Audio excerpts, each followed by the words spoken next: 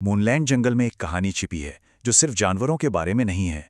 ये एक कहानी है ऊंची ख्वाहिशों की, सत्ता के लालच की और न्याय की कभी ना खत्म होने वाली लड़ाई की। एक ऐसी कहानी जिसकी सीख आज भी हमारे चारों तरफ गूंजती है। कहानी में आगे बढ़ने से पहले जरा एक सवाल पर रुकते हैं। सत्ता, आखिर उसे पाने के लिए कोई किस हद तक जा सकता है? ये कहानी हमें इसी गहरे और बेचैन कर देने वाले सवाल के आमने सामने लाकर खड़ा करती है।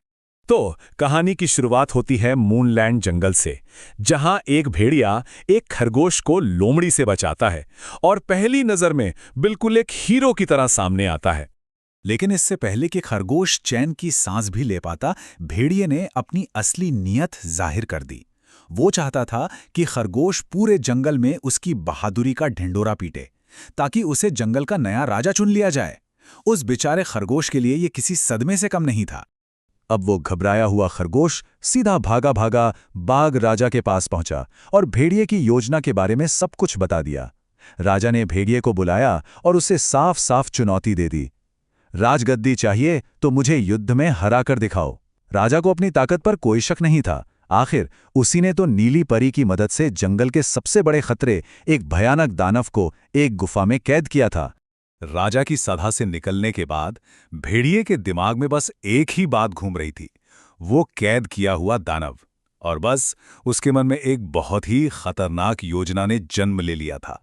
भेड़िया सीधा उसी गुफा में पहुंचा और दानव के साथ एक बहुत ही भयानक सौदा किया। ये सिर्फ शक्ति का वरदान नहीं था, ये एक लेन देन था।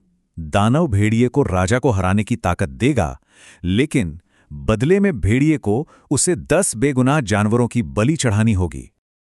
और अब दानव से मिली अलौकिक शक्तियों के साथ भेड़िया बाघराजा को चुनौती देने के लिए वापस लौटता है। जंगल एक बहुत बड़े और बहुत क्रूर बदलाव का गवाह बनने वाला था। लड़ाई कहना भी ठीक नहीं होगा, ये तो एक तरफा और बेरहम थी। दानव की काली शक्तियों से लैस भेड़िए के सामने राजा की ताकत कुछ भी नहीं थी। कुछ ही पलों में जंगल का शक्तिशाली राजा जमीन पर लहूलुहान पड़ा था। बाकी जानवर तो अपनी आंखों पर विश्वास ही नहीं कर पा रहे थे। बेचारे बाघ को अपमानित होकर अपना ही जंगल छोड़ने पर मजबूर होना पड़ा।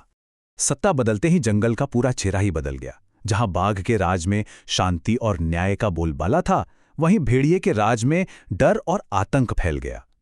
अपने सौदे की कीमत चुकाने के लिए भेड़िया हर रोज एक बेगुनाह जानवर को अपना शिकार बनाने लगा। कहानी अब जंगल से निकाले गए निराश बाघ की ओर मुड़ती है। वो बस उदास भटक रहा था जब तक कि उसकी मुलाकात नीली परी से नहीं हो जाती। जब बाघ ने परी को अपनी हार की अविश्वसनीय कहानी सुनाई, तो परी को भेड़िए की इस अजीब सी ताकत पर शक हुआ। उसके जहन में तुरंत वो गुफा कौंधी जहां उन्होंने मिलकर दानव को कैद किया था। वो समझ गई कि जंगल पर एक बहुत बड़ा संकट मंडरा रहा है। परी अपनी जादू की छड़ी का इस्तेमाल करती है और बाघ के साथ सीधा उस गुफा के पास पहुंच जाती है। वहां छिपकर वो जो देखते हैं, उससे उनके सारे शक यकीन में बदल जाते हैं। भेड़िए का घिनौना राज अब खुल चुका था। अब सच्चाई जानकर परी और बाघ जंगल लौटते हैं। वे सभी जानवरों को इकट्ठा करते हैं, उन्हें पूरी सच्चाई बताते हैं और न्याय के लिए एक योजना बनाते हैं। योजना के अनुसार बाघ वापस आता है और भेड़िए को फिर से लड़ने के लिए ललकारता है। अपनी शक्तियों के घमंड में चूर भेड़िया बाघ का मजाक उड़ाता है, इस बात से बिल्कुल अनजान कि उसका राज अब राज नहीं रहा। जैसे ही भेड़िया अपने आखिरी हमले के लिए बाघ की ओर झपटा, ठीक उसी पल पेड़ के पीछे छिपी नीली परी ने अपनी जादुई छड़ी घुमाई और एक ही पल में परी ने भेड़िए से उसकी सारी दानवी शक्तियां खींच लीं। इसका असर तो फौरन हुआ। दानवी शक्ति के बिना भेड़िया वापस एक साधारण जानवर बन गया। इस बार बाघ को उसे हराने के लिए बस एक ही पंजा काफी था। लड़ाई शुरू होने से पहले ही खत्म हो गई। अपनी हार के बाद भेड़िया सबके सामने अपना गुनाह कबूल कर लेता है। नीली परी उसे कड़ी चेतावनी देती है और उसे सुधरने का एक आखिरी मौका भी देती है। और इस तरह जंगल में सब कुछ ठीक हो जाता है। बाघ राजा को उसका सिंहासन वापस मिल जाता है, दानव को हमेशा के लिए कैद कर दिया जाता है और मूनलैंड जंगल में फिर से शांति और न्याय का राज स्थापित हो जाता है।